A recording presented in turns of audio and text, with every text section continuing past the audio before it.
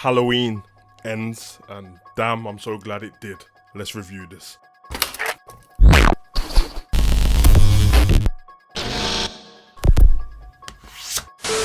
What's good, guys? Your boy Hugo the Savage back again for another movie review. We're going to keep this short and sweet. This is actually the second time I've done a review of this movie, but I deleted my first review away, I threw it away because I thought I want to get more professional at what I'm doing. And my first review had a lot of swear words in it and a lot of scathing comments about this movie, and it's not fair to the actors. But at the same time, this movie disappointed me more than the last one. It's probably the most disappointing movie I've watched in terms of anticipation over the last couple of years, maybe even longer, maybe a decade. Basically, the movie Halloween ends.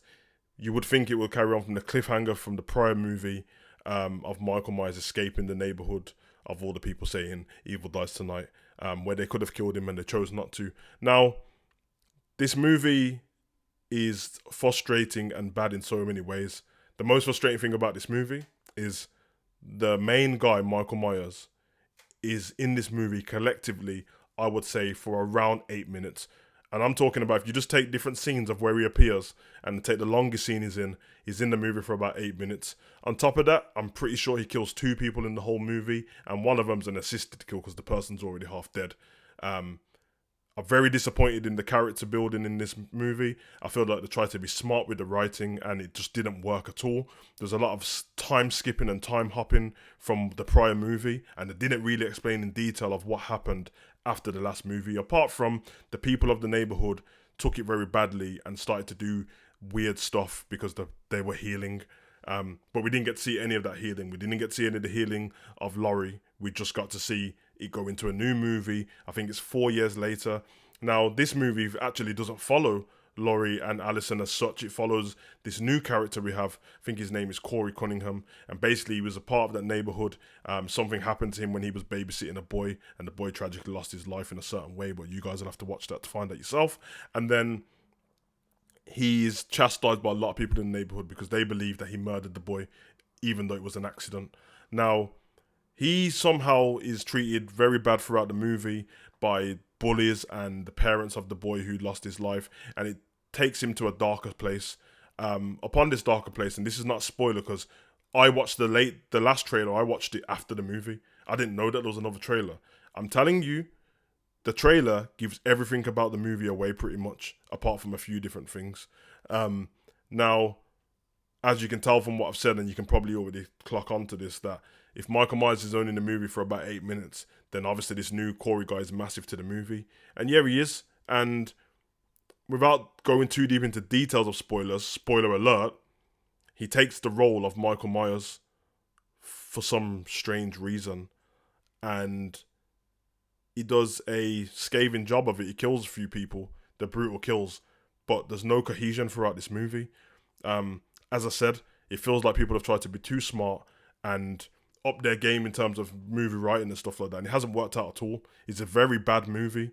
As I was still on spoilers, the end of this movie I assumed was going to be Laurie and Michael Myers probably dying.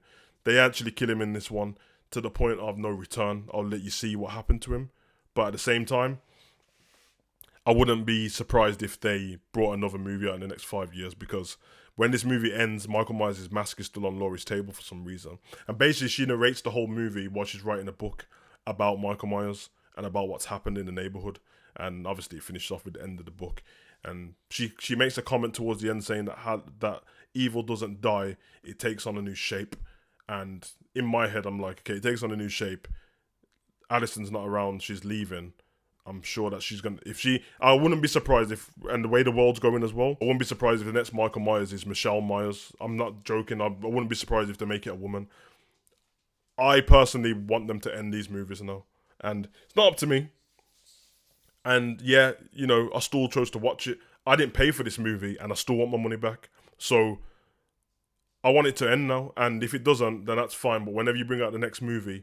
Before, I was hanging on in terms of, I don't know, just nostalgia and how I felt about Michael Myers and Halloween over the years. But now, if another one comes out, I feel like it how I feel about Fast and Furious. I just can't indulge in this movie anymore. It was very silly, very poor writing, terrible. Like, everything you love about the Halloween saga, about the Halloween the whole franchise, ruined in 1 or 2 movies, because the last one didn't end very well either. And I didn't think there can be a worse movie than the previous one.